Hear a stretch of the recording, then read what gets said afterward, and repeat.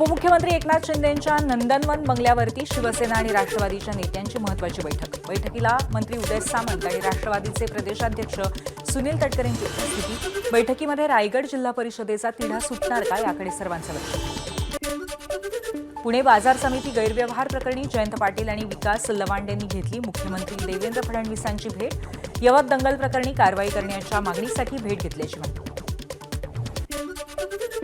बारामती नगरपालिकेसमोर विविध मागण्यांसाठी पालिकेतील कंत्राटी कामगारांचं साखळी उपोषण। राष्ट्रवादीचे युवा नेते युगेंद्र पवार यांनी आंदोलनस्थळी भेट देत साधला कर्मचाऱ्यांशी संवाद। अजित पवार यांच्या अपघाताचा निष्पक्षपातीपणानं तपास होणं गरजेचं, त्यामुळे सुप्रिया सुळे, अमोल कोल्हे आणि संजय राऊतांनी संसदेत आवाज उठवावा, आमदार रोहित पवार यांची एक्सपोस्ट करत मागणी। अहिल्यानगरच्या श्रीरामपूर तालुक्यातील खंडाळा गावाजवळ कार आणि मालवाहू ट्रकचा भीषण अपघात। या अपघातामध्ये 5 जणांचा जागीच मृत्यू तर 2 जण गंभीर जखमी असल्याची माहिती। बिश्नोई टोळीच्या नावाने सराफा व्यापाऱ्याकडनं 30 लाखांची खंडणी मागणाऱ्या टोळीचा पर्दाफाश।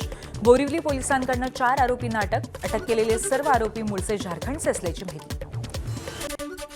सांगलीच्या कौलापूर गावामध्ये नागानं उन्हाच्या तडाख्यातनं वाचवण्यासाठी घेतला द्राक्षवेलीचा आधार। सर्पमित्राने शिताफीने नागाला द्राक्षवेलीवरनं खाली घेत नैसर्गिक अधिवासामध्ये मुक्त केलं।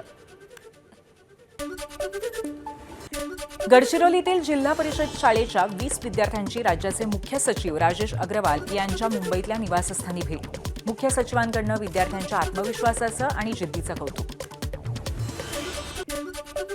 सांगलीच्या शिराळा तालुक्यातील चांदोलीमधील अपेक्षा पाटीलची आंतरराष्ट्रीय कुस्ती स्पर्धेसाठी निवड। राष्ट्रीय कुस्ती स्पर्धेमध्ये पटकावलं सुवर्णपदक। पंतप्रधान नरेंद्र मोदी इस्रायलमध्ये दाखल। इस्रायलचे पंतप्रधान बेंजामिन नेत्यानाहूंकडनं पंतप्रधान मोदींचं स्वागत। एबीपी माझा, उघडा डोळे बघा नीट।